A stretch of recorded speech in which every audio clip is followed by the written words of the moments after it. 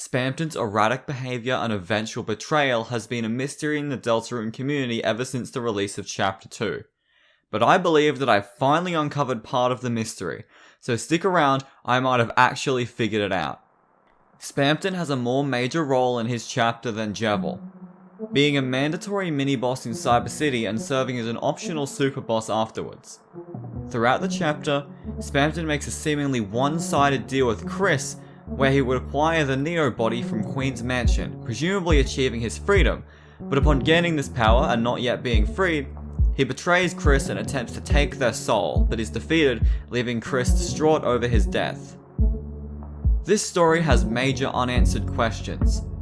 What was Kris's end of the deal? Why did Spamton betray Kris? And why was Kris so distraught over Spamton's death? And, most importantly, if Spamton needed Kris's soul, why didn't he take it when he knew Kris would be alone in their very first fight? Well, this might sound crazy, but Spamton never betrayed Kris. I've had a lot of time to think over this, so let me answer these questions with my own theory.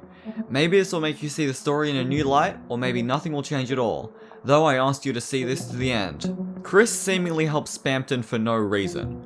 Only Spamton gets the power of Neo. What was in it for Kris?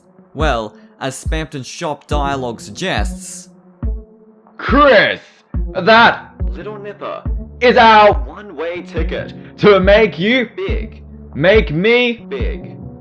We can infer that being big equates to being free or capable of achieving such, as when Spamton achieves Neo, he believes he is not big enough.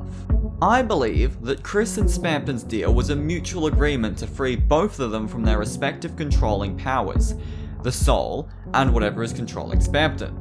This is reinforced by the fact that to take this deal, Spamton needed to see Kris's heart-shaped object, in reference to the soul. It was a way of proving that they were both in the same situation, and is the reason Spamton had to fight Kris in the alleyway. This explains Spamton's supposed betrayal. Kris helps Spamton to achieve Neo, and I believe that Spamton's end of the deal was to destroy the soul using his newfound power in order to free Kris from its control. This is also why Spamton, when given the disc, promises to pass his savings onto us once he becomes Neo, which can be assumed to mean that he will only repay Kris once they give him the Neo body. I know this directly goes against the general consensus of the community, but I have an explanation for why this theory makes more sense. Spamton wanted to take the soul in order to become more powerful and free himself. This is generally accepted to be the case, but I think Spamton's dialogue once again disproves this. Spamton says, Kris, Kris, Kris, Kris. That's right. I need you to be big with me. This is Spamton literally addressing Kris himself and saying that he needs them to be big, which, as discussed earlier, equates to either being free or having the power to do so. He then immediately goes for the soul, the thing that is preventing Kris from being free.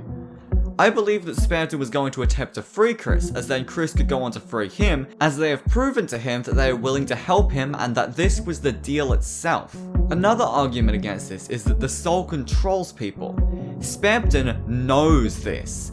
After being defeated, he tells the party that maybe they can break their own strings, and during his battle he calls Kris a heart on a chain. If he knows this, he would also know that absorbing the soul would make him even less free, so wanting to do that wouldn't make any sense.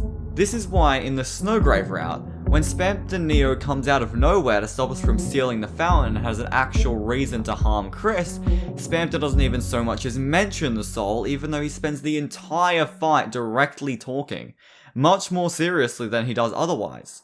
This is because in the Snowgrave route, we merely bought the Thorn Ring from Spamton. There is no deal, and thus Spamton has no reason to want to free Kris from our control, and thus tries to kill them outright. Spamton Neo also spent his normal fight pleading for Kris to take the deal and to give him the soul, but also says that he can't force them, but warns if Kris chooses not to take the deal, Spamton will probably have to kill them.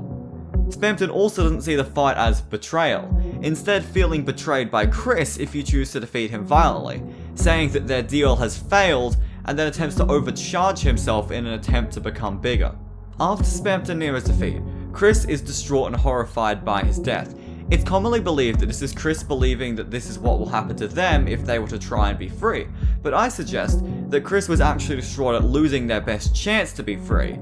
Their big shot at freedom, if you will. I know this theory isn't perfect, so I'd like to hear what your own thoughts are in the comments, and for the people waiting on the next Terraria episode, it will be released soon. It's been recorded for weeks, and it's just a big ad and I haven't had time to do so.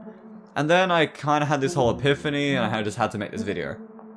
If you're not already, please subscribe. This is my passion and I'd like to keep doing this. Even a like or sharing this to your friends is a huge help for helping me out.